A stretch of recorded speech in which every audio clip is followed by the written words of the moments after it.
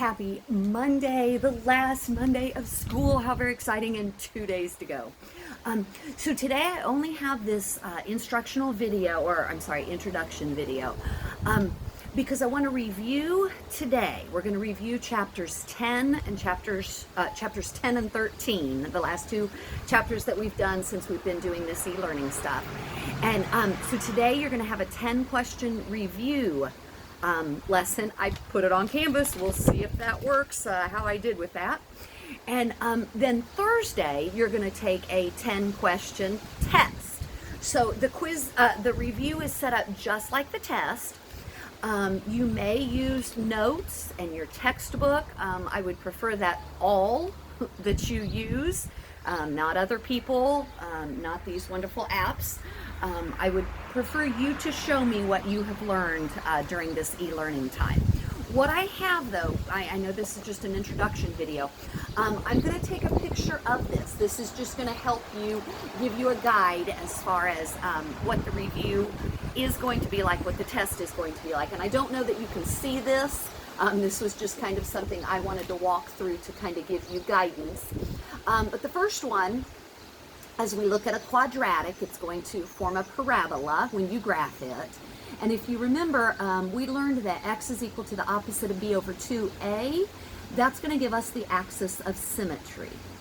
Once you get that x value, and remember it does need to be in standard form, once you get that x value, you can then substitute your x in to get what y is equal to, and then you would have your vertex. So number one asks you for the axis of symmetry and the vertex, and it even gives you that formula right there in the question, but just so you have that available.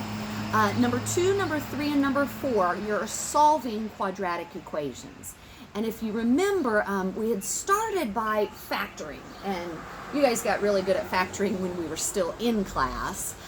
We did the graphing in I believe it was this first section maybe of this chapter. Square rooting and completing the square. Completing the square is beneficial when you graph parabolas. Not sure that a lot of people like to use completing the square otherwise. And then your quadratic formula, which is not limited. You can always use the quadratic formula. So you're going to, I believe on number 4, have to use the quadratic formula. On number 2 and number 3, you can use, I think I put a factoring one and I put a square rooting one on there. Number 5 is the discriminant.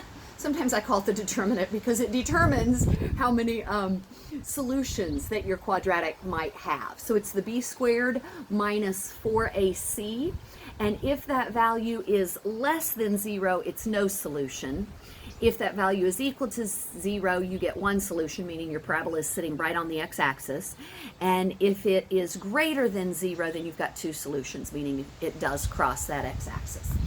And then number 6 through 10, all this last chapter that we did, and I think I put on maybe all of these that you're going to need to factor here. So the number 6, you're going to factor it, and then you're going to just see if you can divide something out. Number 7, you're going to factor and just check to see, oh, it's just simplifying rational expressions, sorry. But you do need to check the denominator. So if I have an x plus 5 in the denominator, I'm excluding that negative 5, because I cannot have negative 5 plus 5 in my denominator because that equals 0. So remember your excluded values. You cannot have 0 in the denominator. Number 8, you're dividing. So I like the phrase keep, change, flip. I know the mathematical term is multiply by the reciprocal. Number 9, you're adding or subtracting, and you're going to find the common denominator there. And number 10, you're going to use cross products to solve a rational equation. So good luck. Do your very best. Take your time. And if you do well on the review, then I can guarantee you're going to be fine on the test Thursday. Have a good day.